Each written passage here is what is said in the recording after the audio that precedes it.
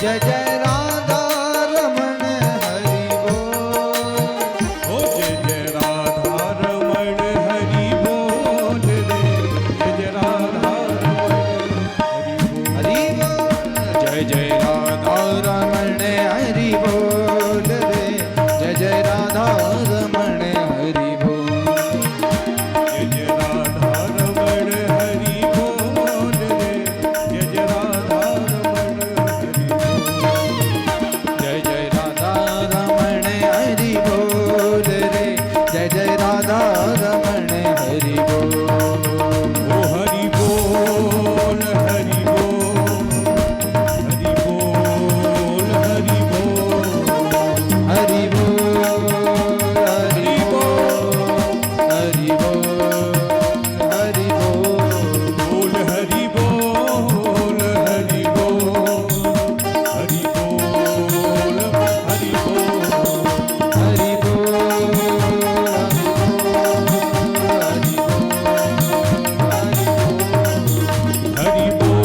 बोल हरि बोल हरि बोल हरि बोल हरि बोल हरि बोल हरि बोल हरि बोल हरि बोल हरि बोल हरि बोल हरि बोल हरि बोल हरि बोल हरि ओ बोल।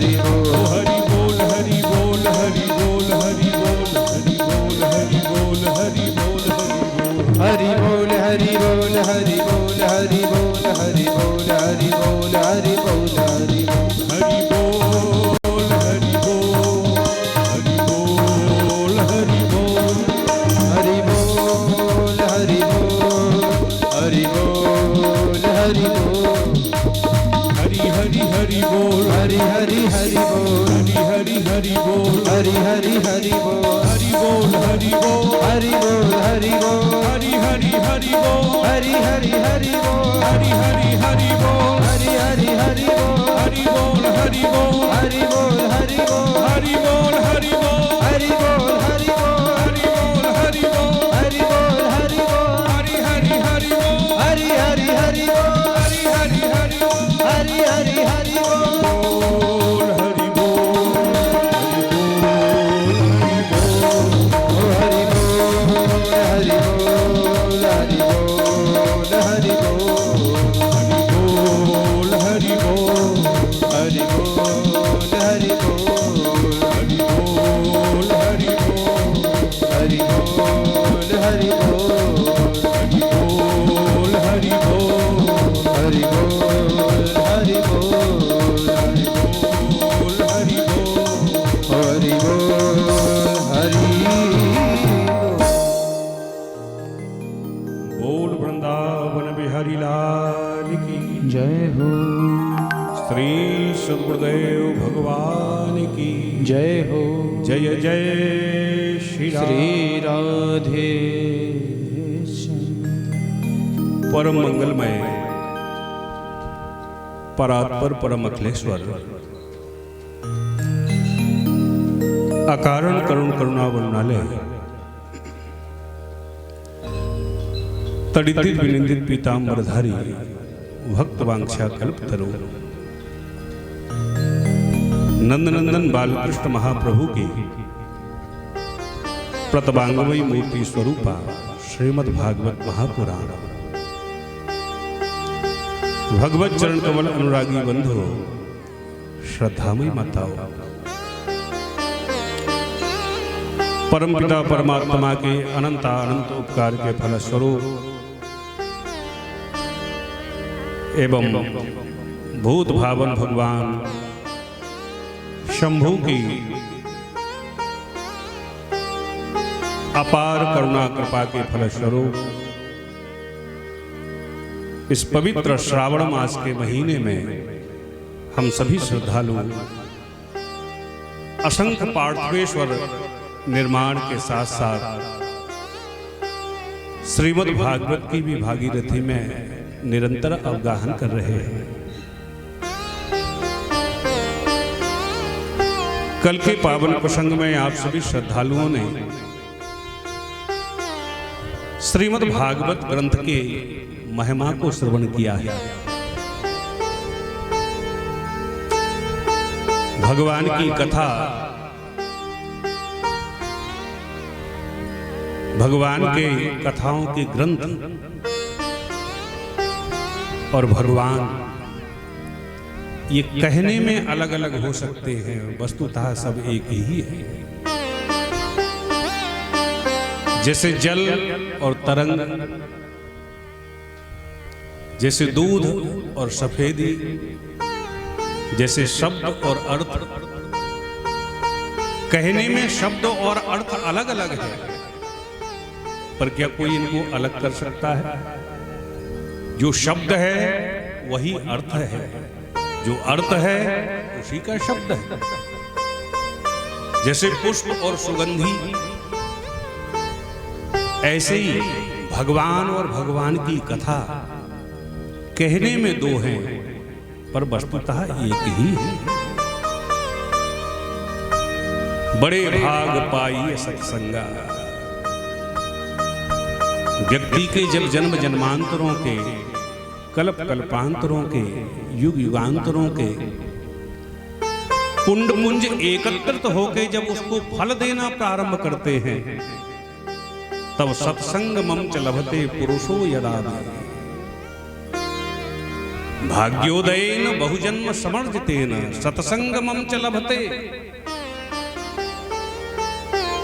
तो आप सभी श्रद्धालु भागी नहीं, बड़ा भागी हैं,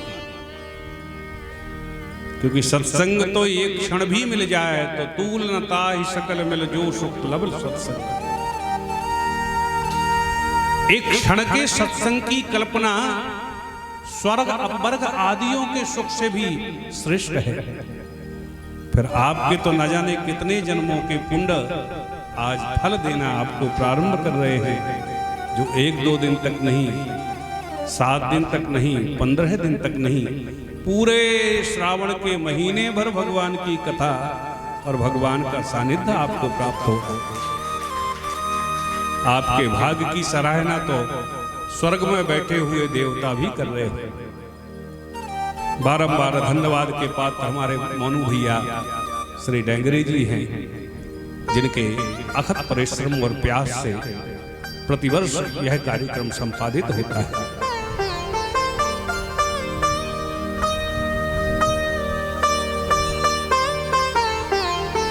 बिन विश्वास न हरि भगति तेहि बिन द्रवहि न राम। भगवान की कथा में विश्वास दृढ़ता पूर्वक यदि हो जाए तो उससे ही भक्ति उत्पन्न हो जाती है, और भक्ति के बगैर परमात्मा रीझते नहीं है। बिना भाव रीझे नहीं सकी नटवर नंद किशोर, भावग्राही जनार्दना। भगवान को भाव प्रिय है, पर हम संसारी जीवों की मानसिकता क्या है?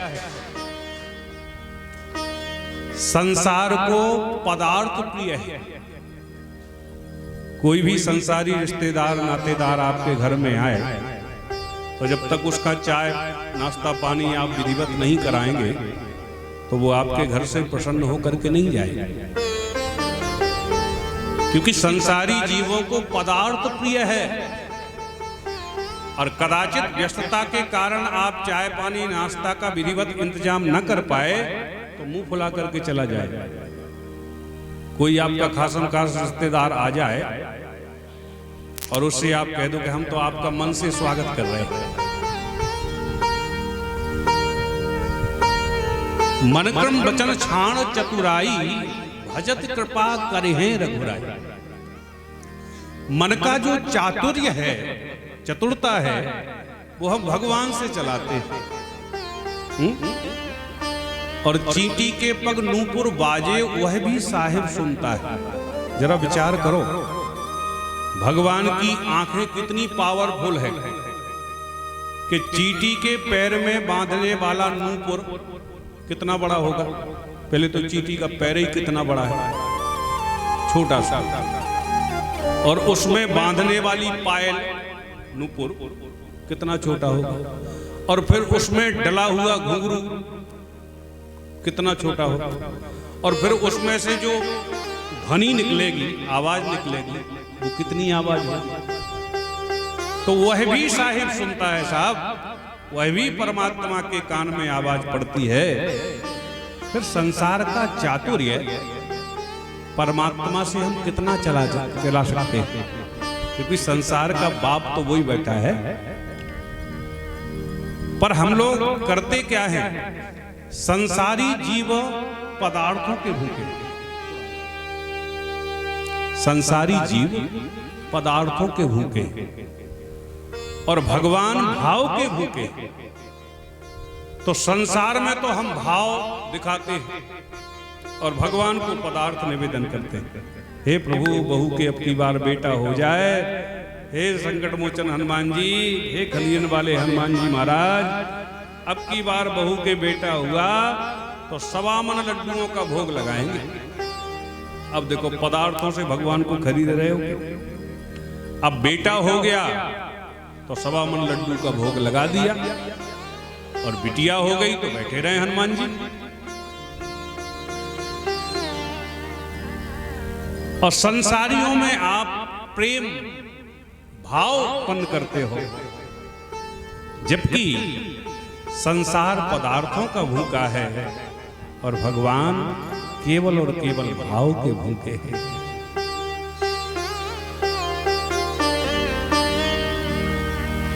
सत्संग की बड़ी विशाल महिमा है।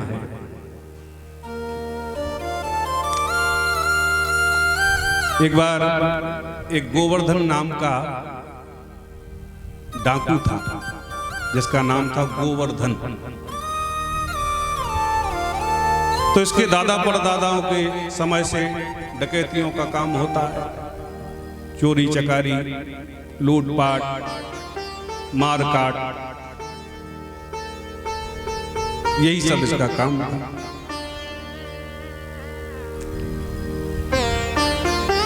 ये भी बचपन से जब देखता रहा तो ये भी एक दिन डकैत बन गया। देखो, बच्चों में बचपन से जैसे संस्कारों को वो देखेंगे वो स्वतः ही आ जाते हैं। सवेरे से जाग के आप मंदिर में प्रणाम करेंगे तो आपके बच्चे स्वतः ही भगवान को प्रणाम करना प्रारंभ कर देंगे। आप अपने माता पिता को जाग करके प्रणाम करेंगे तो आपके बच्चे भी आपको प्रणाम करना शुरू कर देंगे।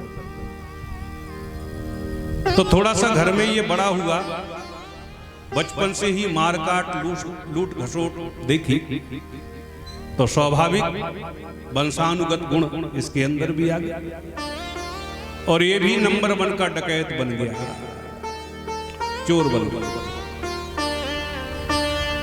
पर एक दिन एकांत में बैठ के इसके पिता ने समझाया, देखो, जिसकी जैसी मानसिकता होती है ना, जिसका जैसा आहार व्यवहार होता है, वो उसी को श्रेष्ठ मानता है। जेब कतरा जेब भी काटता है और उससे कोई कहे कि भाई ये गलत काम है तो मत किया कर, तो वो इतने दृष्टांत तुम्हारे सामने रख देगा, अरे महाराज इससे अच्छा काम ही क्या होता। सुबह से जब मैं घर से निकलता हूं तो भगवान से ये प्रार्थना करता, प्रभु सबकी जेब भर के रखना। तो मैं तो सारे संसार के लोगों की जेब भरने के लिए भगवान से प्रार्थना करता हूं, एक दो ही तो मार पाता। तो मैं तो सारे संसार के लोग जिस काम भरने के संसारी जीव करता है उसी को श्रेष्ठ मानता है। तो एक दिन इसके पिताजी ने समझाया, बेटा, संसार का प्रत्येक गलत काम करना, जितने भी दूषित कर्म हैं तू सब करना, पर याद रखना भूल से भी कहीं कभी भी सत्संग में मत चला जा। इसको बात बैठ गई कि सत्संग में कभी नहीं जाना। अब एक दिन एक राजा के यहां इसने डकैती डाली, बहुत सारा माल पानी चुरा करके लाया, पर राजा बड़ा प्रभावशाली था, तो चारों तरफ से राजा ने अपने गुप्तचरों को भेजा गोवर्धन डाकू को पकड़ने के लिए। अब पकड़ने के लिए चारों तरफ से राजा की फौज भागी, तो इसने मन में विचार किया कि राजा के चुंगल से अब बचने वाला तो हूं नहीं, तब करें क्या। बोले, एक उपाय है, यहां बगल के आश्रम में सत्संग हो रहा है, वहां पहुंच जाओ। और सत्संग में तो खरे खोटे सब चलते हैं, कोई कैसे ही आ जाए, पापी हो धर्मात्मा हो, भगवान को सब स्वीकार हो जाते हैं, क्योंकि पारस गुण अवगुण नहीं जानत कंचन करत खरो। अरे यदि सोने में 100 ग्राम सोने में 2-4 ग्राम पीतल तामा मिल जाए तो वो तामा थोड़ी सोनी बन जाता है। तो भगवान की कथा स्वर्ण के समान है। इसमें पापी आ जाए, अधर्मात्मा आ जाए, धर्मात्मा आ जाए, भक्त आ जाए, विभक्त आ जाए, भगवान की कथा भगवान के रंग में उसको भी रंग देती है। तो बचने के लिए बेचारा प्राण बचाते हुए सत्संग में जाकर के बैठ गए। अब जिसकी जैसी दृष्टि उसकी वैसी सृष्टि। नजरों से ही तो नजारा बनता भाई। अपनी अपनी मानसिकता के अनुसार भगवान भी दिखते हैं। एक बार असम में एक संत जी गए, उनके साथ में एक सेठ जी भी गए, उनके वो शिष्य थे। तो रात्रि में विश्राम करके महाराज जी जब सुबह जागे तो वहां गुलाब के फूल बड़े अच्छे मिलते हैं। गुलाब बहुत अच्छा मिलता आसाम। तो गुलाब के पुष्पों से अपने ठाकुर जी का अभ्यर्चन किया, पूजा करी। तो महाराज जी का मन बड़ा प्रसन्न हो गया। और जो सेठ जी शिष्य साथ में गए थे उनसे बोले, सेठ जी हमारी इच्छा है कि असम में ही 2-4 दिन रुका जाए। सेठ जी बोले, गुरु जी क्यों? महाराज जी बोले, क्योंकि यहाँ गुलाब बहुत अच्छा मिलता है और यहाँ के गुलाब के पुष्पों से हमारे ठाकुर जी की सेवा, अभ्यर्चन, पूजा बड़ी मन से होती है और इन सुंदर गुलाबों को पाकर के मेरे गोविंद भी प्रसन्न हो जाते हैं। महाराज जी ने कहा, गुलाब अच्छे मिलते हैं, ठाकुर जी की पूजा उससे अच्छी होती है। तो सेठ जी तुरंत क्या बोले, महाराज हमारी तो इच्छा है कि 2-4 साल तक यहीं रुक जाओ। महाराज जी बोले, 2-4 साल तक क्यों? सेठ जी बोले, महाराज यहाँ गुलाब बहुत अच्छा मिलता है और यहाँ गुलकंद का व्यापार बड़ा अच्छा चले, गुलकंद का धंधा बहुत अच्छा चल जाए। तो जिसकी जैसी दृष्टि उसकी वैसी सृष्टि। गोवर्धन डांगू सत्संग में तो पहुंच गए। अब सत्संग में बैठे बैठे सबको ताका, कौन क्या पहने, किसके गले में हार है, किसके कमर में करधनी है, किसके पैर में पायल है। और बैठा बैठा हिसाब लगा, इसकी पायल कम से कम पाव भर की तो होगी, इसके गले का हार कम से कम 100 ग्राम का तो होगा। महाराज जी जो व्यास गद्दी पर बैठे थे, कथा कर रहे थे, वो कथा कहते कहते बोले, गोविंद इतने सुंदर हैं, ठाकुर जी का इतना दिव्य स्वरूप है, सोने का मुकुट धारण किए हुए हैं, गले में अनेक मणियों की जटित माला मेरे गोविंद कंठ में धारण किए हुए हैं। मेरे गोविंद के कर में बड़े सुंदर मणि जटित कंकन गोविंद ने धारण कर रखे हैं। कमर में सोने की करधनी मेरे गोविंद पहने हुए हैं। पैरों में पायल सोने की पहन करके एकांत नितांत जंगल में गैया चराते घूम रहे हैं। अब व्यास गद्दी से ये कथावाचक व्यास जी कथा कह रहे थे, पर गोवर्धन डाकू की दृष्टि मन में सोच रहा, ये तो अच्छा है, यदि मिल जाए तो एकांत जंगल में गैया भी चराता है और एकांत पा लिया तब तो फिर हम लूट ही लेंगे। जैसे तैसे कथा पूरी हुई तो गोवर्धन डाकू कथावाचक के पास में पहुंच गए। ए भाई, कथावाचक बोले, बोलो भैया। बोले, जो अभी अभी जिसका तुम नाम ले रहे थे ना, उसका जरा एड्रेस बताओ, पता बताओ, रहता कहाँ है? व्यास जी ने हाथ जोड़े, अरे भैया वो ऐसे सहज पता बताने से थोड़ी मिल जाए। अरे बोले तुझे क्या लेना देना? व्यास जी ने कहा क्या करोगे उसका पता पाकर? तब गोवर्धन डाकू कहता है तू पता दे, मैं उसको लूट करके आऊंगा। व्यास जी बोले उसको कौन लूट पाएगा? क्यों? क्योंकि वो चोर नहीं, वो तो चोरों का सरदार है। तस्कराणाम पते चोराग्रगण्यम पुरुषम नमामि। वो तो स्वयं चोरों का सरदार है, तू क्या लूटेगा उसको? गोवर्धन डाकू बोला तुम तो पता बताओ, हमने बड़े बड़े राजाओं को लूट लिया, बड़े बड़े किलों को हमने लूट लिया। व्यास जी बोले अच्छा तो चले जाओ वृंदावन। पर बेकार में ही तुम बात कर रहे हो, वो इतने सहज में लुटने वाला नहीं है।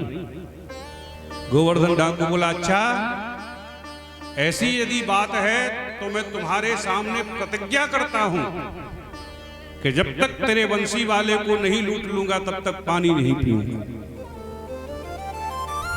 व्यास जी समझ गए अब इसके ऊपर भगवान की कृपा हो गई, क्योंकि कोई भक्त सच्ची श्रद्धा भाव से, सच्चे विश्वास से मेरे गोविंद को लूटना तो चाहे तो भगवान तो लूटने के लिए भी तैयार हो जाते हैं।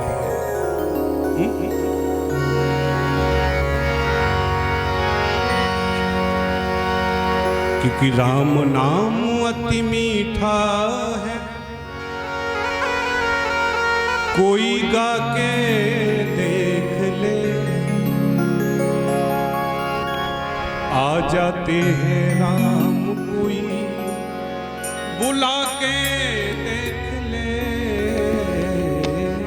राम नाम अति मीठा गा के देख ले, राम नाम अति मीठा है, कोई गा के देख ले। आ जाते हैं राम कोई बुला के देख ले। राम नाम अति मीठा है, कोई गा के देख ले। आ जाते हैं राम कोई बुला के देख ले। राम नाम अति मीठा है, कोई गा के देख ले। आ जाते हैं राम कोई बुला के देख ले।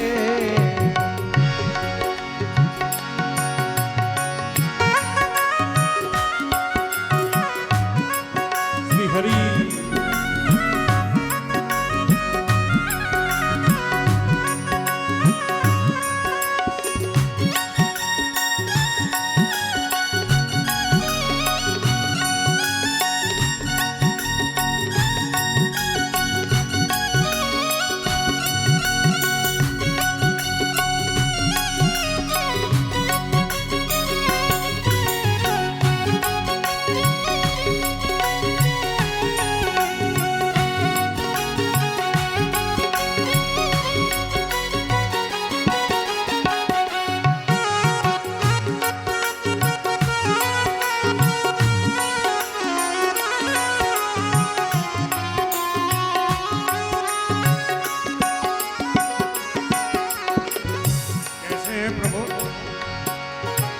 आधे नाम पे आ जाते हो कोई बुलाने वाला।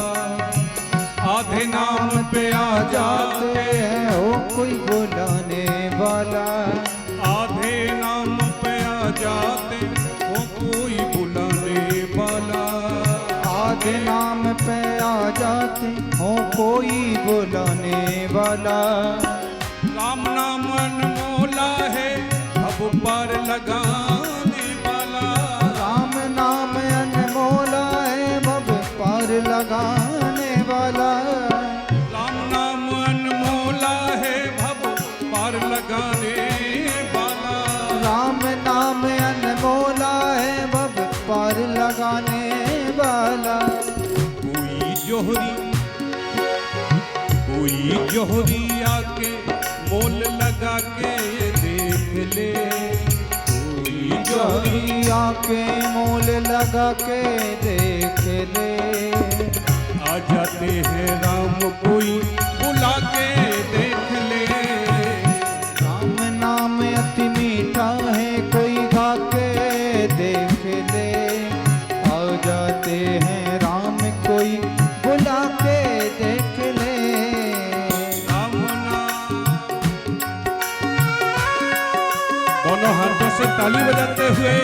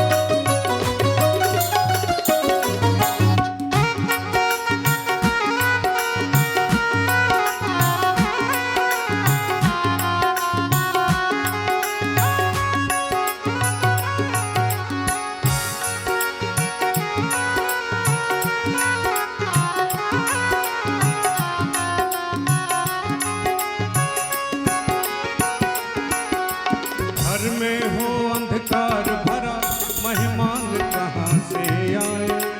घर में हो अंधकार भरा मेहमान कहाँ से आए। घर में हो अंधकार भरा मेहमान कहाँ से आए। घर में हो अंधकार भरा मेहमान कहाँ से आए। मन में हो अभिमान भरा भगवान कहाँ से आए। मन में हो अभिमान भरा भगवान कहाँ से आए। अरे मन में हो अभिमान भरा भगवान कहाँ से आए।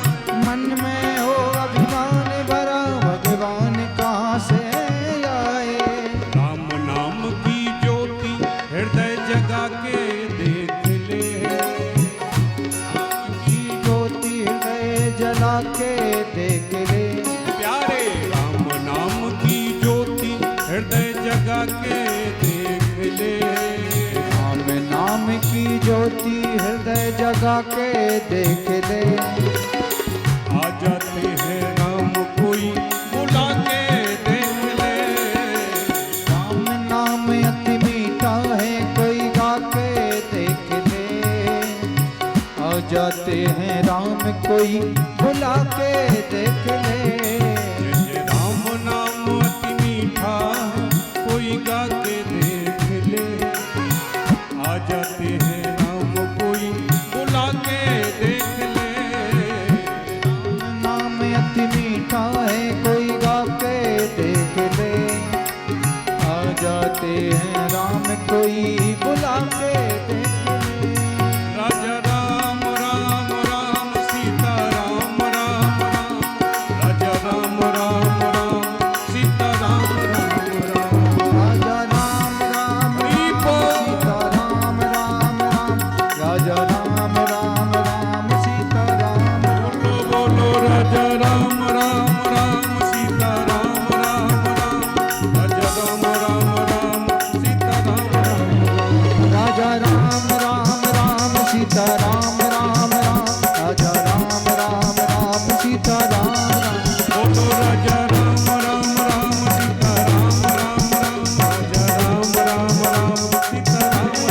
राम। राजा राम राम राम सीता राम राम राम। राजा राम राम राम सीता राम राम। देखो भाई ऐसे थोड़ी आएंगे भगवान, जरा आप भी बुला लो, दोनों हाथ ऐसे उठाओ। ओ राजा राम राम राम सीता राम राम राम। राजा राम राम राम सीता राम राम। राजा राम राम राम सीता राम राम राम। राजा राम राम राम सीता राम राम। बोलो राजा राम राम राम सीता राम राम राम। राजा राम राम राम सीता राम राम राम। राजा राम राम राम सीता राम राम राम। राजा राम राम राम सीता राम राम। ओ राजा राम राम राम सीता राम राम राम। राजा राम राम राम सीता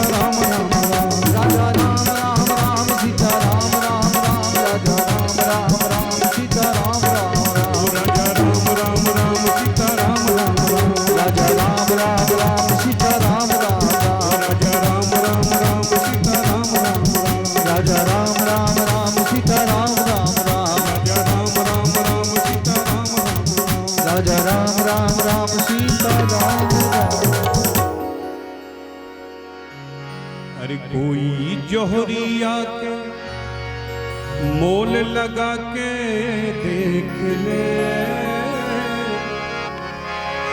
आ जाते हैं राम कोई बुला के देख ले राम नाम।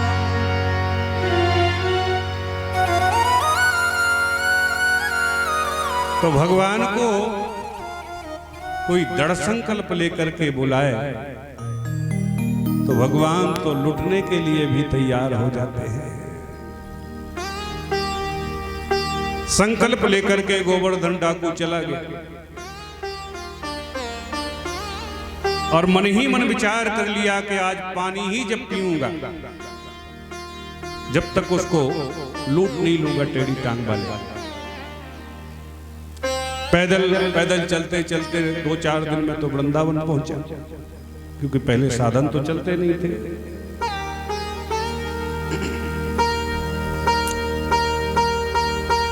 श्रद्धाम वृंदावन में पहुंचा, ग्वाल बालों से पूछा भैया जरा उसका पता बताओ कहां रहता है। कौन? अरे वही जिसके सिर पर सोने का मुकुट है, गले में मोतियों की माला है, कमर में सोने की करधनी है, करार बिंदों में सोने की बांसुरी लिए हुए है।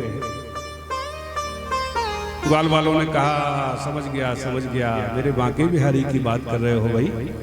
अरे भैया वो कहाँ हैं, वो तो एक जमाना था जब उनका प्राकट्य हुआ था, वो सब बातें पुरानी हो गई, अब यहां बहुत नहीं मिलने वाले। गोवर्धन कहता कैसे नहीं मिलने वाले, मैं कथा में सुन करके आया हूं, पूरा परिचय लेकर के आया हूं। अब चारों तरफ तर्क देता हुआ घूमे तो किसी गोस्वामी जी ने बता दिया भैया जाओ यहां से आगे थोड़ा जंगल है, वहीं पर वो गैया चराते हुए मिल जाएंगे। वो तो इसी ताक में था कि एकांत में मिले कहीं गाय चराते हुए, तो आराम से लूटा जाए। घनघोर नितांत एकांत जंगल में पहुंच गया।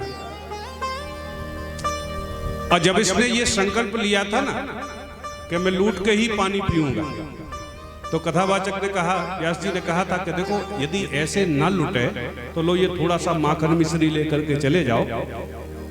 माखन मिश्री का वो बड़ा लालची है, इसको दिखाओगे तो वो लुट भी जाएगा।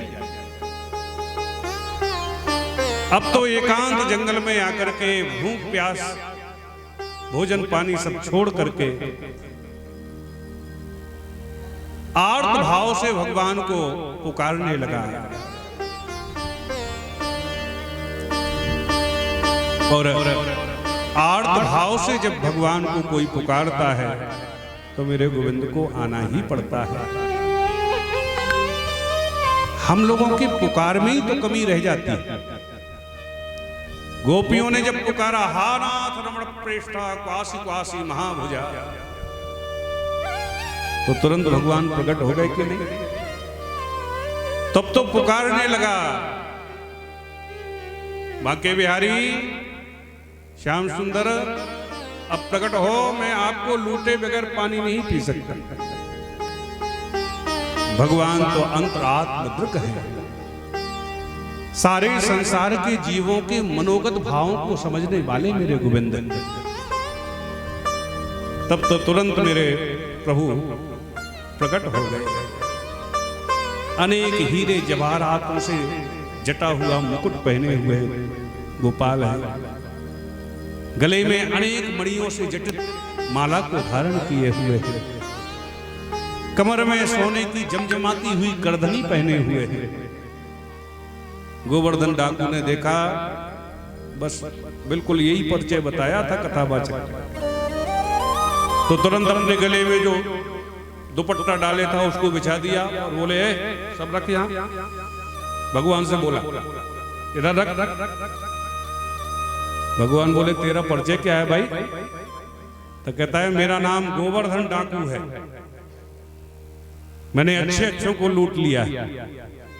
भगवान मुस्कुरा के बोले अरे भैया तेरो नाम तो केवल गोवर्धन ही है, मेरो नाम तो गोवर्धन धारी है।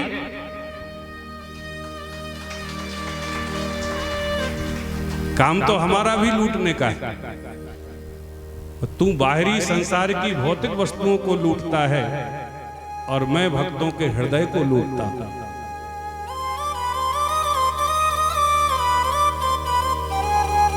जो माखन मिश्री हाथ में लेकर के गया था वो भगवान के सामने इसने रखा, तो भगवान ने तुरंत उसको थोड़ा सा उठा के प्रसाद लगाया, भोग लगाया और बोले अब इसको तू ही पाले भी। और जैसे ही भगवान का उच्चिष्ट प्रसाद पाया कि अब तो सब मन बदल गया।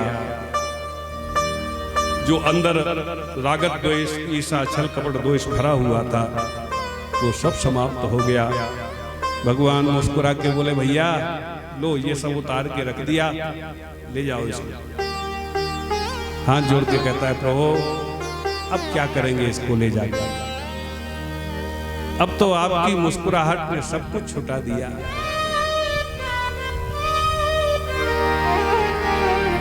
मन से सकल वासना भागी,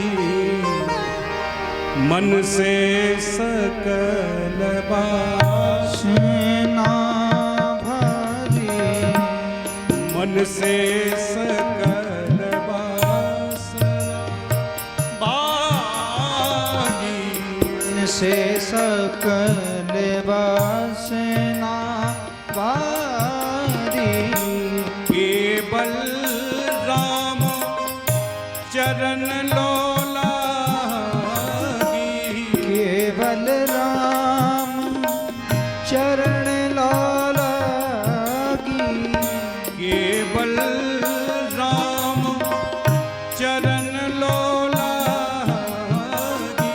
केवल राम चरण लागी। मन से सकल वासना सकल वासना भागी, मन से सकल वासना भागी। केवल राम चरण लोलागी, मन से सकल वासना भागी, मन से सकल सकल वासना भागी। मन से सकल वासना, मन से सकल वासना, मन से सकल, मन से सकल वासना। कहता महाराज अब मेरे मन में जो भी ये सांसारिक कामनाएं थी वो सब समाप्त हो गई हैं। तब कालांतर में उस गोवर्धन डाकू का शरीर छूटा और भगवान का नित्य पार्षद बना, भगवान का सखा बन करके भगवान के साथ में निरंतर विहार करने लगा। बोल भक्तवत्सल भगवान की। तो सठ सुधरे सतसंगत पाई, ऐसे सठ जिनका केवल और केवल मार काट में ही निरंतर रुचि हो, वो भी यदि क्षण भर सत्संग सुन लेते हैं तो उनका भी उद्धार हो जाता है। इसलिए तूल न ताहि सकल मिल, जो सुख लव सत्संग। सत्संग की बड़ी महिमा है और वह सत्संग श्रावण मास में प्राप्त हो जाए और उसमें भी अपने करार बिंदों से पार्थवेश्वर निर्माण करते करते हो जाए तो आपके भाग्य की कौन सराहना करे। अरे आपको तो देख करके देवता लोग भी आपके पूर्वजों को धन्यवाद दे रहे होंगे कि ऐसी तपस्वी संतान आपकी हुई है कि आज श्रावण के महीने भर जिनका तन मन धन और मन सब कुछ भगवत सेवा में लगा हुआ है।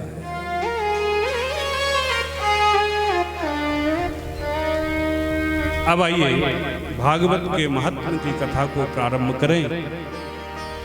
उससे पूर्व सब मिलकर के करते हैं मंगलाचरण। मंगलाचरण का अर्थ होता है मंगलमय है आचरण जिनका, उन प्रभु का हम सब मिलकर के ध्यान करते हैं। वो प्रभु कैसे हैं? बोले सच्चिदानंद रूपाय विश्वोत्पत्त्यादि हेतवे तापत्रय विनाशाय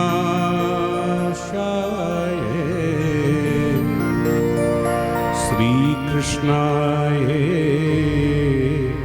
वयं नमः। भगवान श्री हरि के 3 स्वरूप हैं।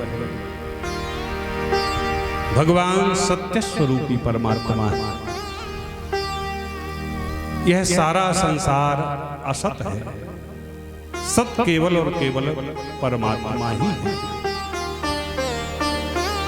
पर इस असत संसार में रहते रहते रहते रहते सत परमात्मा को भूल करके असत को ही हम सत मान लेते हैं।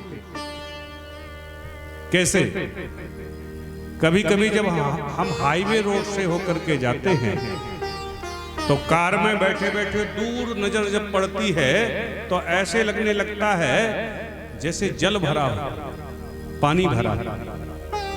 पर जैसे ही गाड़ी उसके पास में पहुंचती है तो पानी तो नहीं मिलता, पानी और दूर दिखाई देने लगता, क्योंकि वस्तुतः वहां पानी है नहीं, केवल मेरे मन की भ्रांति भर वह है। इसको संस्कृत में कहते हैं मृगमरीचिका। जैसे दृष्टि के दोष के कारण हमको मृगमरीचिका की तरह सूर्य की रश्मियों किरणों को देख करके जल की भ्रांति होने लगती है, ऐसे ही संसार में संसार की वस्तुओं को हम सत मान करके उसमें चिपकते चले जाते हैं। पर यह संसार असत है और केवल परमात्मा ही सत है। भगवान श्री हरि सत हैं और भगवान श्री हरि चिद हैं। चिद का मतलब परम चैतन्यता। भगवान चैतन्य, क्योंकि भगवान यदि चैतन्य ना होते तो हम संसार के प्रत्येक जीव संसार से परेशान होकर के भगवान की शरण में जाते कि नहीं जाते? संसार का हर एक प्राणी टेंशन में। टेंशन का मतलब समझते? टेंशन का मतलब होता है टेन माने 10 और सन माने सूरज। तो एक सूरज जब तपे तो आप देख ही रहे हो सबकी खोपड़ी गर्म हो रही है। तो एक सूरज तपे तो महाराज अच्छों की खोपड़ी गर्म कर दे, और जिसके अंदर चिंता के 10 सूरज धधक रहे हो उसका नाम टेंशन। तभी तो कई लोग टेंशन में आके फुक ही जाते हैं। बल्ब की भी एक सीमा होती है, उससे ज्यादा पावर आ जाए तो वो फूक जाते हैं। ऐसे ही जब ज्यादा टेंशन में लोग बाग आ जाते हैं तो बोले महाराज वो चले गए। वो क्यों? बोले महाराज पता नहीं साल भर से बड़े टेंशन में थे। तो संसार का प्रत्येक प्राणी टेंशन में है, परेशान है, और सारे संसार की समस्याओं को लेकर के हम लोग परमात्मा की शरण में जाते हैं। प्रभु अब आप ही हमारी समस्या का समाधान करो। और यदि भगवान में चैतन्यता न होती तो हमारी समस्याओं को कौन सुनता? भगवान में यदि चैतन्यता ना हो तो बागेश्वर बालाजी सरकार की शरण में हम लोग जाते हैं कि नहीं? और जिसकी जो मनोकामना होती है वो पूर्ण कर देते। यदि वो सुनते ही ना तो कहां से हो जाती पूर्ण? तो भगवान श्री हरि चैतन्य स्वरूपी हैं और भगवान श्री हरि आनंद स्वरूपी हैं। सतघन चितघन आनंद घन परमात्मा है। तब तो भोले बाबा जब सती के साथ में चले जा रहे थे तो उन्होंने भगवान को सच्चिदानंद कह के ही प्रणाम किया। जय सच्चिदानंद जग पावन, अस कहीं चला मनोज नसा। भोले बाबा कहते जय सच्चिदानंद घन। घन का मतलब भगवान सतघन चितघन आनंद घन है। तो घन का मतलब आप लोहे वाला घन मत समझ लें। घन का मतलब भगवान सत्य के घनीभूत स्वरूप है, अर्थात जिनके पास में कहीं से भी असत का कोई प्रवेश ही नहीं है, ऐसे घनीभूत सत्य भगवान है। भगवान चैतन्यता के घनीभूत स्वरूप हैं, जिनके पास में जड़ता कहीं से भी प्रवेश कर ही नहीं सकती। तो भोले बाबा कहते जय सच्चिदानंद घन पावन। सती जी को संदेह हो गया कि देखो देखो अपनी पत्नी के विरह में कैसे रो रहे हैं, विलाप कर रहे हैं। न जिनमें सत दिखाई देता, न जिनमें चित दिखाई देता, और न जिनमें आनंद दिखाई देता। और मेरे पतिदेव कैसे, अरे भांग तो खाए रहते 24 घंटे।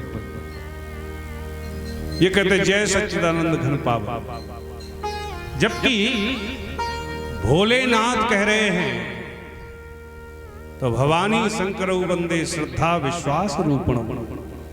भोले बाबा की बात को आंख बंद करके श्रद्धा विश्वास पूर्वक स्वीकार कर लेना चाहिए, क्योंकि भोलेनाथ कभी भी असत्य तो बोल ही नहीं सकते। क्यों? अरे भैया, हमारे संसार में भी लौकिक व्यवहार में भी कोई चुल्लू में गंगा जल भर के कह दे भैया हम गंगा जल हाथ में लेकर के कह रहे हैं, ये बात बिल्कुल सच है, तो भी हम लोग विश्वास कर लेते कि गंगा मैया की कसम खा गया। और जरा सोचो, जो सिर पे ही पूरी गंगा रख करके कह रहा हो तो उसकी बात में क्या संदेह। और इसके बाद भी यदि कोई संदेह करता है तो फिर निश्चित रूप से उसका तो पतन होना ही होना है। सती जी का क्या परिणाम हुआ वो आगे की कथा में आप सुनेंगे। तो भगवान सत्य स्वरूपी हैं, भगवान श्री हरि चैतन्य स्वरूपी हैं, और भगवान श्री हरि आनंद स्वरूपी हैं। सतचिद आनंद में से यदि एक को भी निकाल दिया जाए तो भगवान की भगवत्ता में कहीं ना कहीं से कमी आ जाएगी। निकाल के देख लो, भगवान में से सत हटा दो और भगवान को चिदानंद कह के बुलाओ, तो सत के जाते ही परमात्मा असत में परिवर्तित हो जाएगा, और परमात्मा कभी असत हो नहीं सकते हैं। इसलिए मेरे श्री हरि सत्य स्वरूपी है। तो बोले सत बना रहने दो, चिद को हटा दो। चिद का मतलब होता है परम चैतन्य। देखो, चिद और चित्त दोनों अलग अलग। चित्त का मतलब है चिपकाने वाला, कि हमारे अंदर जो चित्त है ना, यही चित्रगुप्त है। सारा संसार इसमें चिपकता चला जाता है। आज की भाषा में कहें तो चिप, मोबाइल में होती ना chip, memory card. Memory card में आप जितना स्टोर करते चले जाएं, वो सेव करते चले जाएं, हो जाता है। ऐसे ही इस चित्त में भी न जाने कितना संसार चिपका हुआ है। अच्छा, चिपका नहीं होता तो जरा सोचो, आप साल भर के बाद में हमें मिले और जैसे ही आपने पैर छुए कि हम तुरंत पहचान गए, अरे भाई और बताओ सब ठीक है, क्योंकि आपकी छवि हमारे चित्त में कहीं ना कहीं सेव है। और जो सेव होती है उसको ये शो करता है, और नहीं तो हजारों लोग मिल रहे हैं। कई लोग आके कहते महाराज पहचाना, अब सर खुजा दे, पहचान तो नहीं पाए भैया। अरे आपकी कथा वहां हमने हरिद्वार में सुनी, जब आपने वहां कही थी गंगा किनारे, तब याद आया। हाँ हाँ देखे से तो लग रहे पर याद नहीं, क्योंकि उनका चित्र आपके मेमोरी कार्ड में सेव नहीं था। तो भगवान चिद है, चित्त नहीं है। चित्त का मतलब होता है चिपकाने वाला, चिद का मतलब होता है चैतन्यता। तो बोले भगवान में सत बना रहने दो, चिद हटा दो। तो बोले भगवान में से चैतन्यता चली जाए तो भगवान जड़ हो जाएंगे, और भगवान जड़ हो नहीं सकते हैं। इसलिए भगवान श्री हरि चैतन्य स्वरूपी है। तो बोले सतचित बना रहने दो, आनंद को हटा दो। बोले भगवान से ही आनंद यदि चला गया तो फिर संसार में आनंद रह ही कहां जाएगा।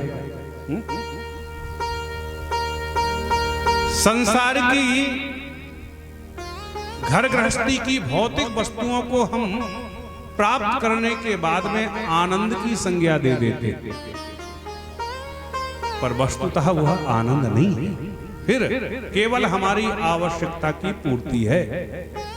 अब दृष्टांत से समझें। जैसे आपको बड़ी जोर से भूख लगी, किसी ने बड़ा सुंदर भोजन पवा दिया, पेट पे हाथ घुमाते ही बोले वाह भैया आनंद आ गया। अच्छा सच्ची बताओ, यदि आनंद आ गया तो सवेरे वो आनंद कहां चला गया? सुबह फिर भूख लगी जाएगी। किराए के मकान में रहते थे, भगवान से प्रार्थना करी प्रभु अपना मकान बन जाए, छोटा ही बन जाए। ठाकुर जी ने कृपा करी, 2 मंजिल का मकान बन गया। जैसे ही गृह प्रवेश किए कि पूरे रिश्तेदार बंधु बांधवों को बुलाया, वाह भैया भगवान ने बड़ी कृपा करी, बहुत दिन के बाद में सुना मेरे प्रभु ने, आज तो आनंद आ गया। गृह प्रवेश करते ही आनंद आ गया। साल भर, 2 साल, 4 साल के बाद में अब फिर दुखी हो। क्या हुआ? अरे महाराज मकान तो बन गया पर स्टेशन से दूर पड़ता है और आए दिन आना जाना लगा रहता है। क्या करें, काम धंधा ठीक से चल नहीं रहा है। कुछ ठीक ठाक काम चल जाए महाराज तो एक गाड़ी तो कम से कम हो जाए। अब गाड़ी की कामना आपके चित्त में चुभ गई, मकान का आनंद चला गया। भगवान ने गाड़ी भी दिला। अब जैसी गाड़ी खरीदी कि महाराज आनंद आ गया। 2-4 साल बीते, फिर मुंह बन गया। अब क्या हुआ? अरे महाराज हमारे पास में तो अल्टो ही है, हमारे बगल वाले को देखो गांजा बेच बेच करके 4 फॉर्च्यूनर खरीद ली। तो इन सब वस्तुओं को प्राप्त करने के बाद में जो हम आनंद की संज्ञा दे रहे हैं वह आनंद नहीं है, वो आपके आवश्यकता की पूर्ति है। देखो भाई, आपके घर में बिजली है कि नहीं? पर आपका घर बिजली घर तो नहीं है, नहीं है ना? फिर बिजली घर कहीं और है, शहर से बाहर बिजली घर है। तो आपके घर में बिजली कब तक है? बोले जब तक आपका कनेक्शन बिजली घर से, पावर हाउस से, और पावर हाउस से कनेक्शन कटा कि लाइट ठप। बोलो राधे राधे। जरा एक बार जोर से बोल दो राधे राधे राधे। हाँ पता तो चले कम से कम कथा सुन रहे।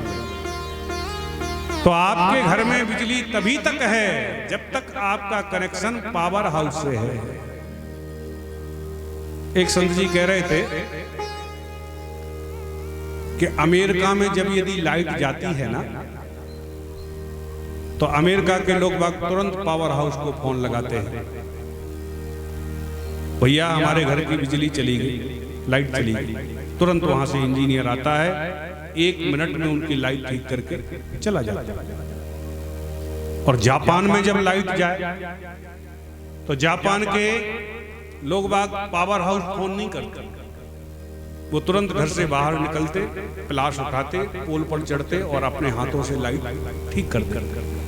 इतने टेक्नीशियन होते हुए अमेरिका में लाइट जाती तो वो पावर हाउस वाला सही करने के लिए आ जाए, जापान में लाइट जाती तो वो अपने आप ही सही कर लेता। और बोले हमारे भारत में लाइट जाए तो, बोले इंडिया में किसी के घर की लाइट जाए तो ना तो वो पावर हाउस फोन करता, ना पोल पे चढ़ के अपनी लाइट सुधारने की कोशिश करता, फिर बाहर निकल कर के पड़ोसी के घर में देखता कि इसकी आ रही क्या। और यदि बगल वाले की लाइट आ रही है तो अपनी जोड़ने से ज्यादा उसकी काटने की कोशिश करता है कि इसकी ओर चली जाए, फिर दोनों लोग आराम से अंधेरे में पड़े। बोलो राधे। तो आपके घर में बिजली है पर आपका घर बिजली घर नहीं है। तो बिजली कब तक है? जब तक आपका कनेक्शन बिजली घर से है। ऐसे ही संसार का हर एक प्राणी आनंदित होना चाहता है। और देखो भाई, जो जिसका अंश होता है उसकी स्वाभाविक प्रवृत्ति उसकी ओर भागने की होती है। जैसे पानी कहीं भी बरसे, जल कहीं भी आप डाली तो वो बह करके सागर की ओर भागेगा, समुद्र की ओर। यहां बरसेगा, फिर नदी में मिलेगा, फिर बड़ी नदी में मिलेगा, फिर सागर में पहुंचेगा, क्योंकि जल समुद्र का अंश है। जैसे आग आप कहीं भी जलाएं, कभी देखना अगरबत्ती जला के नीचे करना उसको ऐसे, पर उसकी लौ ऊपर को भागेगी, क्योंकि वो सूर्य का अंश है। आग अग्नि सूर्य का अंश है, तो वो अपने अंश की ओर भागती है। ऐसे ही हम संसारी जीव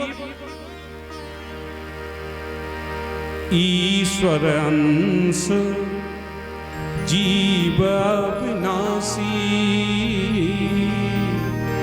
और चेतन अमल सहज सुख राशि। चेतन अमल सहज सुख राशि। तो हम संसारी जीव कौन हैं? भगवान आनंद सिंधु परमात्मा के अंश, ईश्वर अंश जीव अविनाशी, और चेतन अमल सहज सुख राशि। आनंद सिंधु परमात्मा के हम अंश हैं, इसलिए स्वाभाविक हमारी प्रवृत्ति आनंदित होने की है। कई लोग हमारे पैर छूने आते हैं, महाराज ऐसा आशीर्वाद दो, बस आनंद हो जाए, बस महाराज आनंद हो जाए, क्योंकि स्वाभाविक हमारी प्रवृत्ति आनंदित होने की है। हम आनंद सिंधु परमात्मा के ही तो अंश हैं। पर संसार के दलदल में फंस के भौतिक सुख सुविधाओं को जुटाते जुटाते उन्हीं में ही हम आनंद की अनुभूति करने लगते हैं, मृगमरीचिका की तरह। पर जब तक परमात्मा से अपना नाता नहीं जोड़ोगे, तो जैसे पावर हाउस से कनेक्शन जोड़े बगैर आप अपने घर में प्रकाश चाहते हो, विद्युत चाहते हो, तो असंभव है। ऐसे ही भगवान से संबंध जोड़े बगैर आनंद सिंधु से संबंध जोड़े बगैर आनंदित होना चाहो तो असंभव है।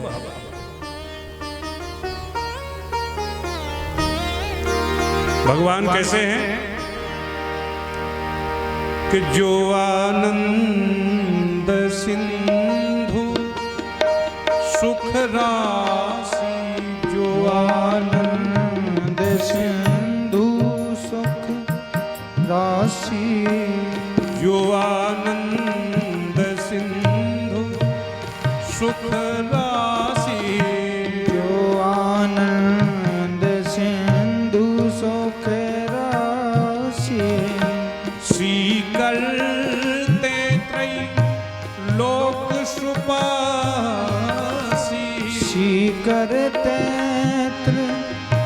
लोक सुपासी, सो सुख धाम राम असनामा, सो सुख धाम राम असनामा, अखिल लोक दायक विश्राम, अखिल लोक दायक विश्राम, मंगल भवन मंगल हारी, मंगल भवन मंगल हारी, प्रभु दशरथ अजीर बिहारी, दशरथ अजर बिहारी, मंगल भवन भवन भवन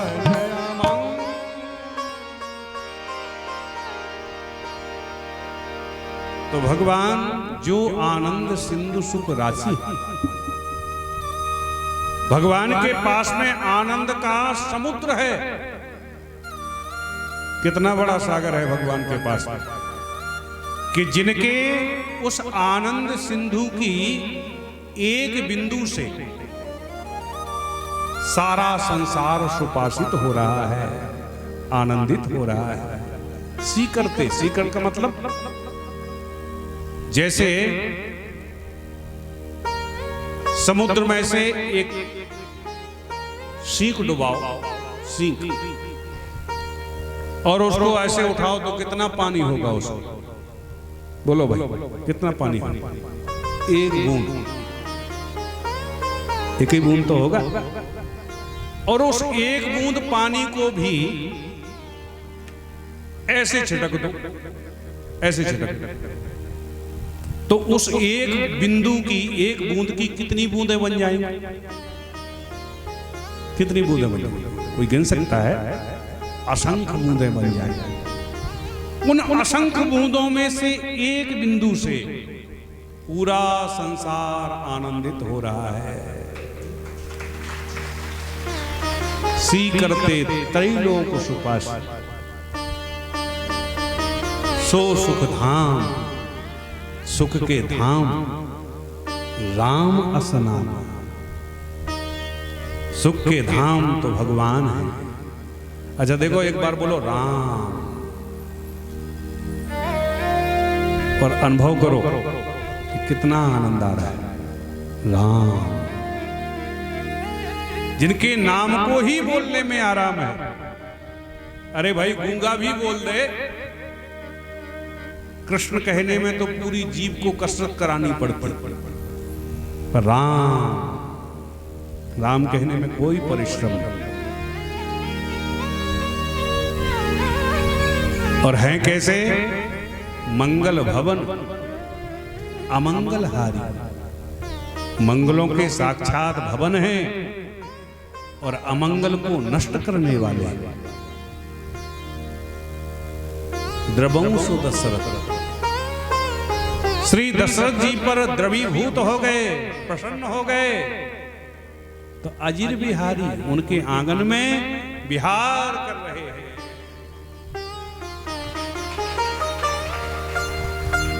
ऐसे आनंद सिंधु परमात्मा से यदि हमने कपट छोड़ करके अपना संबंध जोड़ लिया तो वही परमात्मा आपके हृदय आगार में भी विहार करना प्रारंभ कर देते हैं। क्योंकि भगवान को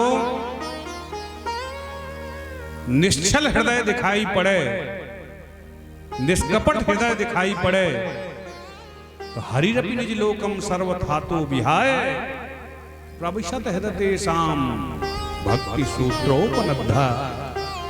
तुरंत भगवान ऐसे निश्चल भक्त के हृदय पर अपना कब्जा जमा लेते हैं। और एक बार गोविंद ने यदि आपके हृदय पर कब्जा जमा लिया तो फिर आप कितना भी परिश्रम करो, कितना भी आप प्रयास करो,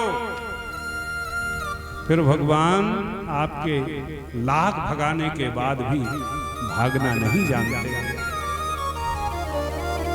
फिर तो भगवान आपके हृदय आगार में ही कैद हो जाते हैं। और भगवान भी कदाचित भागना चाहें तो भगवान भाग ही नहीं पाते। क्यों? क्योंकि भक्ति सूत्रोपनद्धा, भक्ति रूपे धागे में मेरे प्रभु ऐसे बंध जाते हैं, ऐसे बंध जाते हैं कि वो स्वयं कहते हैं भक्तन ने मोकू नाना भांति नचाया।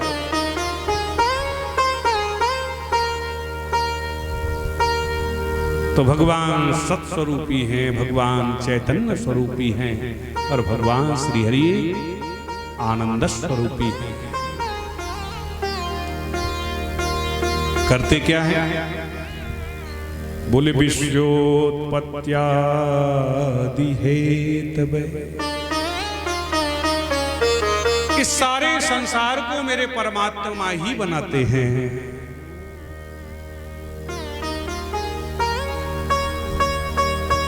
इसलिए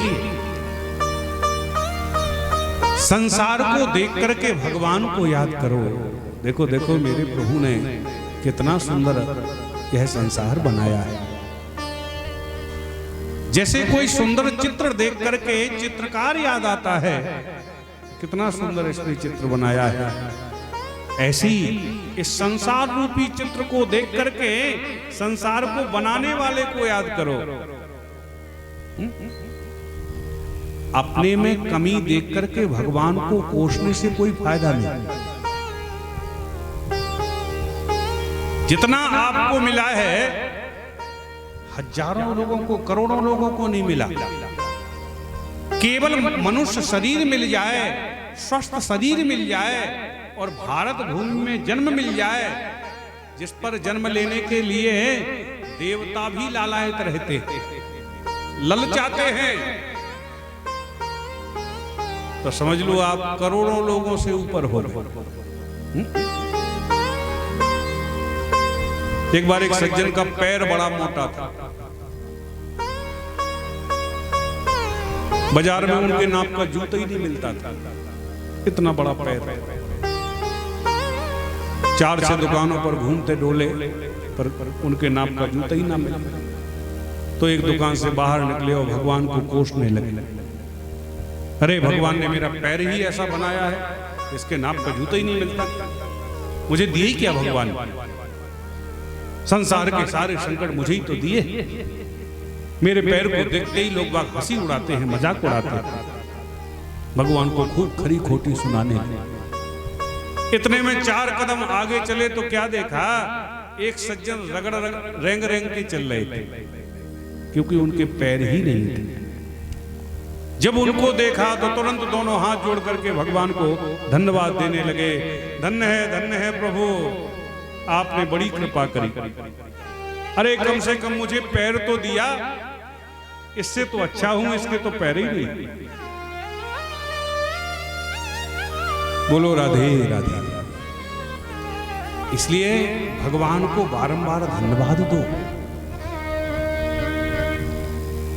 एक बार एक सज्जन बोले, एक महात्मा के पास में गए, बोले महाराज क्षमा करना।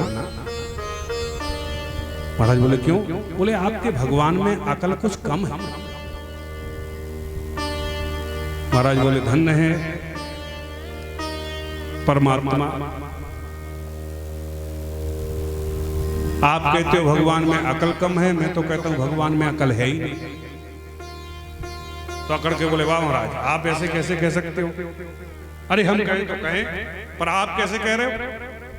महात्मा बोले हम इसलिए कह रहे हैं कि भगवान में थोड़ी बहुत अकल होती तो तुम्हारे जैसे कम अकल पैदा ही काहे को करता, जो आज उसी को भी अकल कह रहे हैं। महाराज बोले ऐसा आप क्यों कह रहे हैं? बोले महाराज आप देखो ये कद्दू की बेल छोटी सी और इसमें फल इतना बड़ा लगा दिया, ये कोई अकलबंदी का काम है? अब देखो ये आम का वृक्ष इतना बड़ा और फल इतने छोटे छोटे से लगा दिया। आम के बगीचे में घूम रहे थे, ठंडी हवा का झोंका आया, एक आम के नीचे बैठ गए और हवा का झोंका लगा तो नींद लग गई, सो गए, खर्राटे बजने लगे। हवा तेज चली तो ऊपर से एक आम टपक करके नाक पे गिरा, सोई छटपटाट के हमारी नींद खुल गई। ऊपर देखा तो आम लगे थे, दोनों हाथ जोड़ के भगवान को धन्यवाद देने लगे, प्रभु बड़ी कृपा करी आपने इसमें आम ही लगाए, आज यदि कद्दू लगा होता तो हमारी तो राम नाम सत्य ही हो जाए। बोलो राधे राधे।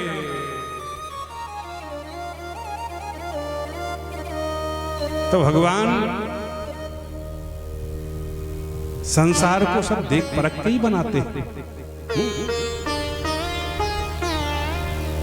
किस चीज की कहां आवश्यकता है तो भगवान पहले ही से सब। अब देखो वैसे तो एक आंख से ही काम चल जाता ना, दिखाई तो देता ही, लेकिन भगवान ने एक स्पेशल लगा करके दिया। तो ये जो शरीर भगवान ने बनाया है ना, ये भी बहुमूल्य है, इसका एक एक अंग बहुमूल्य है। और विश्वास ना हो तो कभी एक आध चीज खराब हो जाए फिर बदलवा के देख ले। एक आंख खराब हो जाए लाखों रुपया में भी नहीं बदलेगी। काम तो एक किडनी से भी चल सकता है, पर भगवान ने दो दो लगा के दी।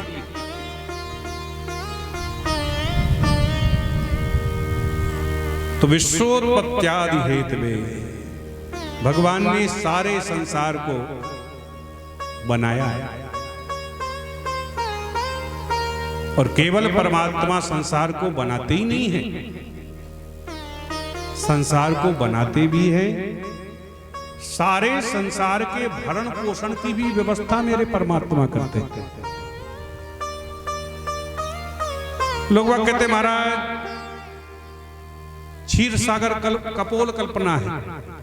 क्षीर सागर, अरे कहीं दूध दही के भी सागर समुद्र होते, सब बेकार की बात है।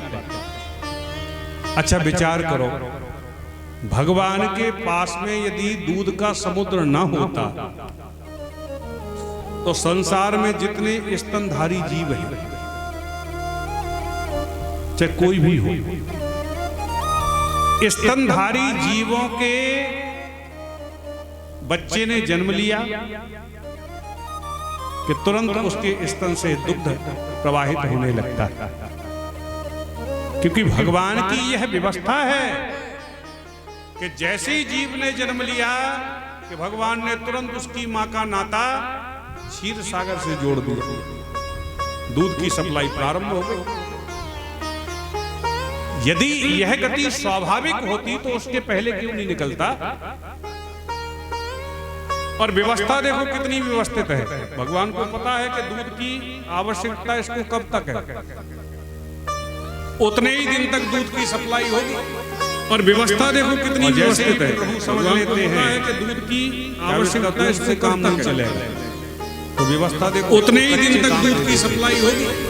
और व्यवस्था देखो कितनी व्यवस्थित है। क्यों समझ लेते हैं कि दूध की आवश्यकता इससे काम नहीं चलेगा, हल्का फुल्का खाओ, तो व्यवस्था देखो उतने ही दिन तक दूध की सप्लाई होगी। और व्यवस्था देखो कितनी व्यवस्थित, और व्यवस्था देखो कच्चे दांतों से खाते तो भगवान कहते अब इनसे काम नहीं चलेगा, ये वापस करो। कच्चे दांत आज की भाषा में कहें तो पक्के दांत दे दो।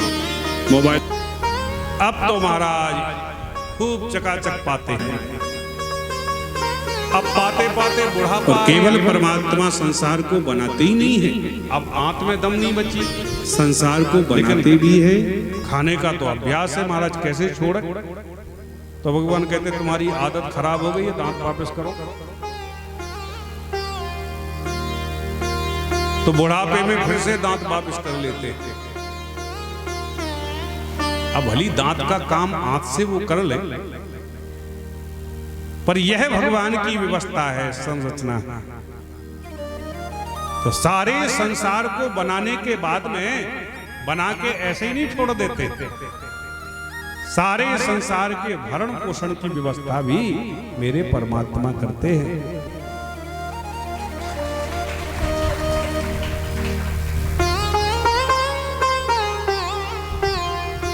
एक बार भगवान लक्ष्मी जी से बोले सारे संसार को मैं ही पालता, सारे संसार को मैं भोजन देता। लक्ष्मी जी बोले अच्छा प्रभु। लक्ष्मी जी ने मन में विचार किया आज मैं परीक्षा लेती हूं, ये कैसे सबको पवाते।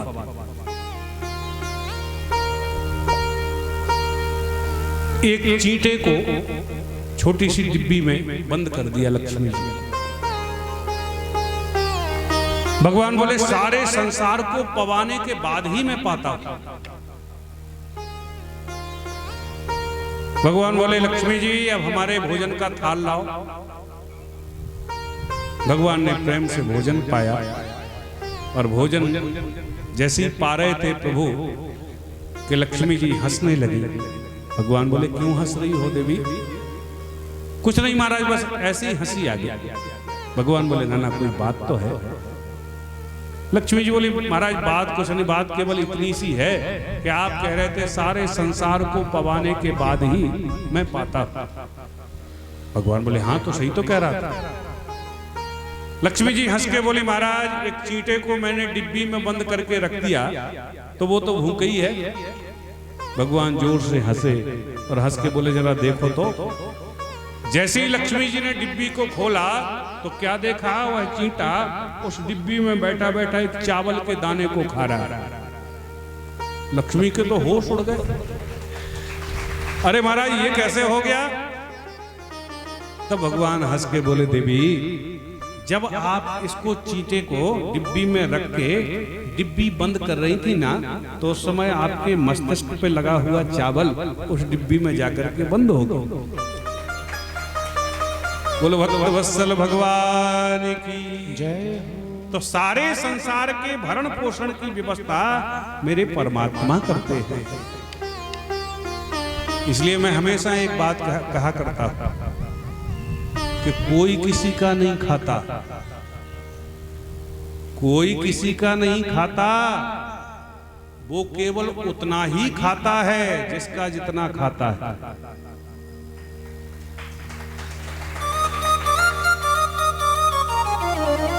उसके खाते में यदि आपके यहाँ का अन्न लिखा है तो वो अपने भाग का पाकर के जाएगा। इसलिए कभी भी कोई भी अतिथि आए तो उसको देख करके मुंह नहीं बिगाड़ना चाहिए। और माताएं याद रखें, आप अनुभव कर लेना। बोलो भक्तवत्सल भगवान की जय। वाह, बोले इंद्र भगवान की जय। तो आप कभी जीवन में अनुभव करें कि कोई भी अतिथि आपके घर में जब आवे तो उसको देख करके आप मुंह ना बिगाड़ें, अपना मन खराब ना करें। तो जितना भोजन आपके यहां होगा उतने में ही चाहे जितने अतिथि आ जाएं उनका भी पेट भर जाएगा और जहां का तहां आपका भोजन भी बच जाएगा।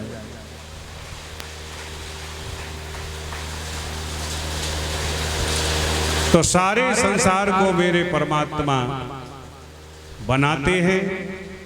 बनाने के बाद में सारे संसार का भरण पोषण मेरे ठाकुर जी करते हैं।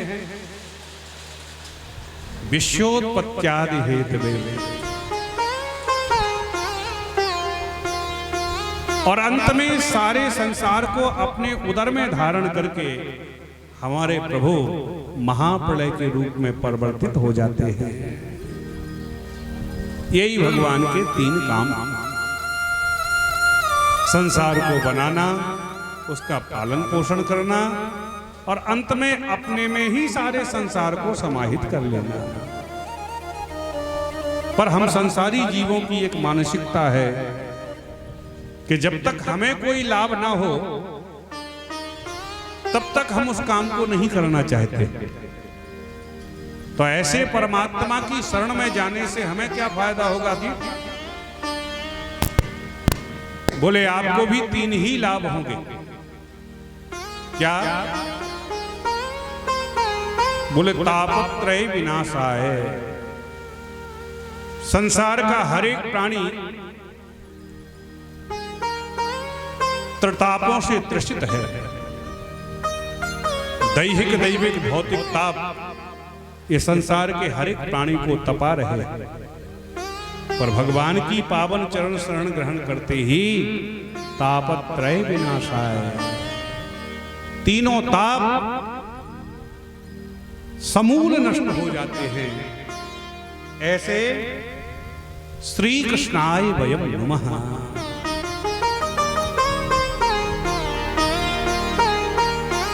दैहिक और दैविक और भौतिक। दैहिक ताप क्या है? दैहिक ताप है कि शरीर में कोई रोग व्याधि हो जाए, ये दैहिक ताप। और दैविक ताप क्या है? कि देवता कुपित हो जाए। और भौतिक ताप क्या है?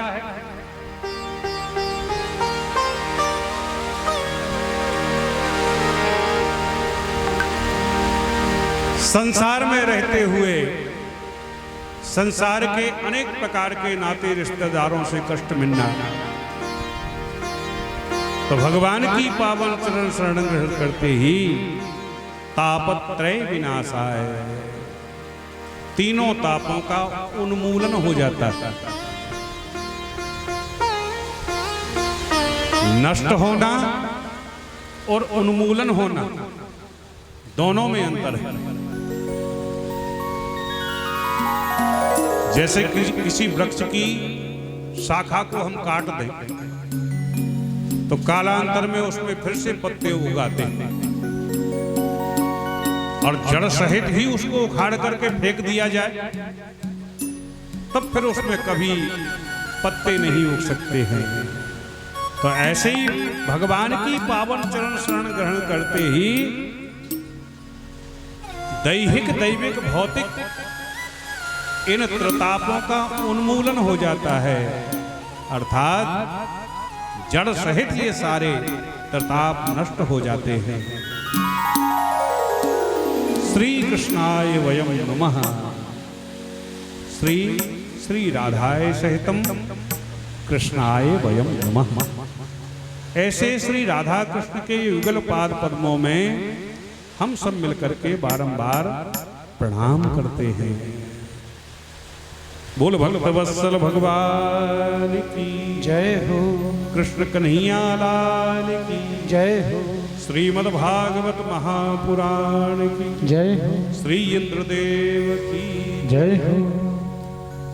वर्षों महाराज आप तो खूब देखो, इंद्र देवता भी कृपा कर रहे।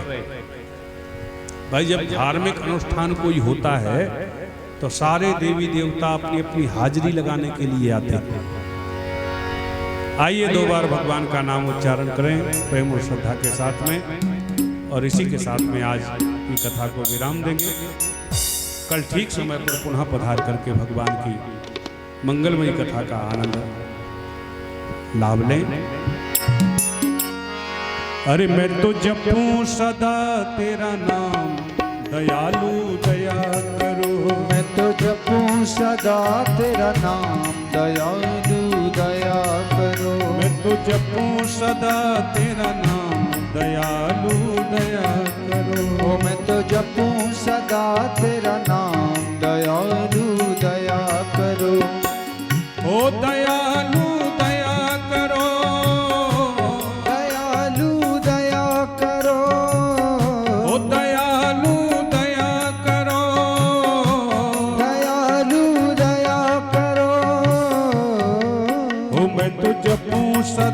तेरा नाम दयालु दया करो। मैं तो जपूं सदा तेरा नाम दयालु दया करो। श्री राधे।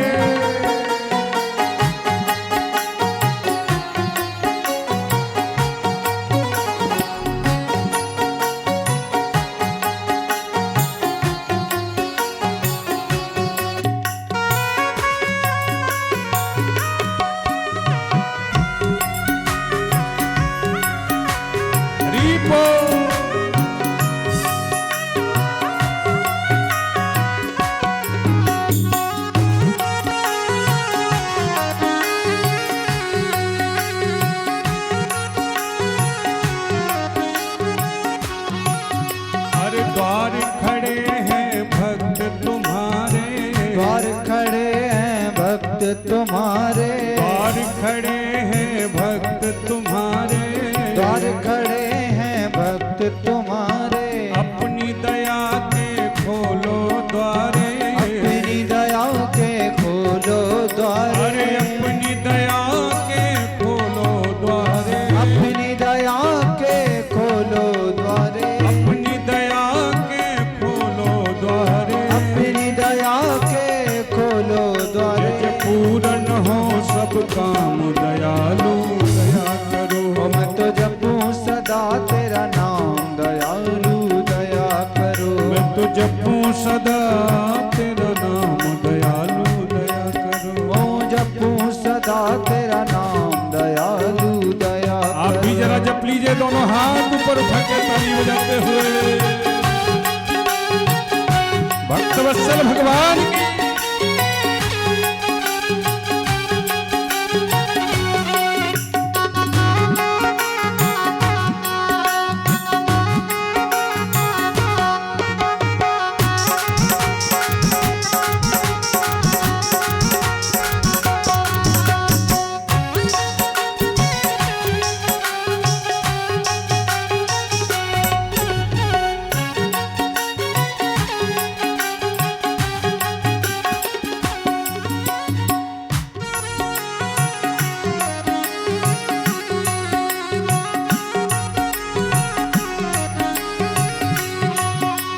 भजन कीर्तन गाऊं मैं तेरा, भजन कीर्तन गाऊं मैं तेरा, भजन कीर्तन गाऊं मैं तेरा, भजन कीर्तन गाऊं मैं तेरा। नित्य उठ नाम ध्याऊं मैं तेरा, नित्य उठ नाम ध्याऊं मैं तेरा, अरे नित्य उठ नाम ध्याऊं मैं तेरा, नित्य उठ नाम ध्याऊं मैं तेरा। जय कृष्ण कृष्ण श्री राम दयालु दया करो। मैं तो जपूं सदा तेरा नाम दयालु दया करो। मैं तो जपूं सदा तेरा नाम दयालु दया करो। मैं तो जपूं सदा तेरा नाम दयालु दया राधे। करो।